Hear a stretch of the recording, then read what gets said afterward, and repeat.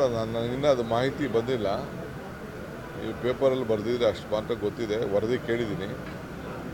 ಆಮೇಲೆ ಕಾನೂನಲ್ಲಿ ಯಾರಿಗೇನೇನು ಅವಕಾಶ ಇದೆ ಆ ಅವಕಾಶಗಳಿಗೆಲ್ಲ ಸಿಗ್ತದೆ. ಕಾನೂನಲ್ಲಿ ಅವಕಾಶ ಇಲ್ಲ ಅಂದರೆ ಅವಕಾಶ ಸಿಗೋದಿಲ್ಲ. ಒಬ್ಬೊಬ್ಬರಿಗೆ ಒಂದೊಂದು ಮಾಡೋದಲ್ಲ. ಉತ್ತರ ಕನ್ನಡದ ಭಾಳಷ್ಟು ಶಾಸಕರು ತಮ್ಮನ್ನು ಭೇಟಿಯಾಗಿದ್ದಾರೆ. ಮೋಡ ಬಿತ್ತನೆ ಬಗ್ಗೆ ಭಾಳ ಡಿಮ್ಯಾಂಡ್ ಇದೆ. ನಾನು ನಮ್ಮ ಲೀಗಲ್ ಅಧಿಕಾರಿಗಳು ಮತ್ತು ನಮ್ಮ ಫೈನಾನ್ಸ್ ಡಿಪಾರ್ಟ್ಮೆಂಟ್ ಹತ್ರ ಮಾತಾಡಬೇಕು. ಶಾಸಕರೆಲ್ಲ ಭಾಳ ಒತ್ತಾಯ ಮಾಡಿ ಹೇಳಿದ್ದಾರೆ, ಪರಿಶೀಲನೆ ಮಾಡ್ತೀನಿ. ನಿಮಗೆ 7 ಜಿಲ್ಲೆಯವರು ಏನೇನು ಸಹ ಮುಂದಿಟ್ಟಿದ್ರು, ಏನೇನು ಬಗೆಹರಿಸಿದ್ರೆ, ಏನೇನು ಹೊಸ ಯೋಜನೆಗಳ ಜಾರಿಗೆ ತರ್ತಾರೆ? ಸದ್ಯಕ್ಕೆ ನಾನೀಗ ಹೇಳಿದಷ್ಟು 2 ವರ್ಷ ಅದು ಚಾಲನೆ ಆಗೋಂಥ ತೀರ್ಮಾನಗಳನ್ನು ನಿನ್ನೆ ಕಿತ್ತೂರು ಕರ್ನಾಟಕದ ಸುವರ್ಣಸೌಧದಿಂದ ತೆಗೆದುಕೊಂಡಿದ್ದೆ.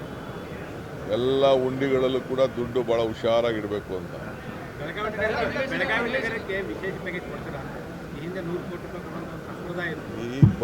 ಈಗ ಬಂದಿದ್ದೀನಿ ನೋಡೋಣ.